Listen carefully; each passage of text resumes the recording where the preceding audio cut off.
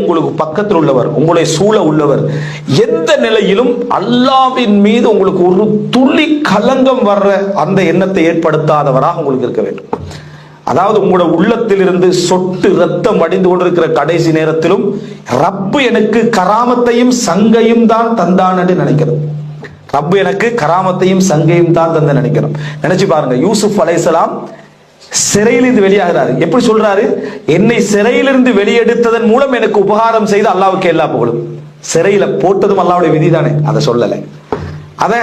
அது தன் பாவங்களோ தன் பலகீனங்களோட காரணம். அல்லாஹ்வுடைய அதப பாருங்க. அல்லாஹ்வோட இப்ராஹிம் அலைஹிஸ்ஸலாம் சொல்றாரு, அவனே எனக்கு உணவளிக்கிறான், அவனே எனக்கு குடிக்க தருகிறான், அவனே என்னை நோய்வாய்ப்பட்டால் குணப்படுத்துகிறான், அவனே என்னை நோய்வாய்ப்பட செய்கிறான்னு சொல்லல.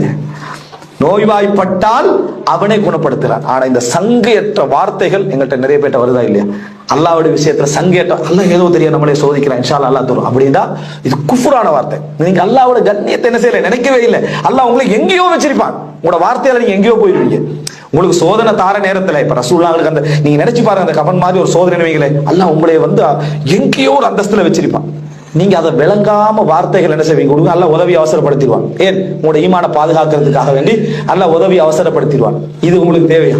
நீங்க உண்மையான ஈமான் உள்ள, யா அல்லாஹ் எனக்கு உதவி தான், ஆனா ஆஃபியத்தோட நீ எப்ப பொருத்தப்பட நினைக்கிற அப்ப கொண்டு வந்து எனக்கு என்ன செய் சேர்த்து ரெண்டு கேட்டு அல்லாஹ்வுடைய மஷீஅத்திலே அல்லாஹ்வுடைய அந்த நாட்டத்திலேயே போறோம். இமாம் இப்னுல் ஜௌஸி ரஹ்மத்துல்லாஹி என்ன சொல்றாங்க, அல்லாஹ் தஆலா எனக்கு கேட்டதை தந்தால் ஒரு திருப்தி, அதை தராது விட்டால் ரெண்டு திருப்தி.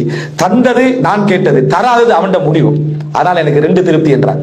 இந்த மாதிரியான ஒரு ரிதா இருக்கக்கூடிய ஒரு சூழ்நிலை, ஒரு பலம், ஒரு சக்தி எங்களுக்கு வர வேண்டும்.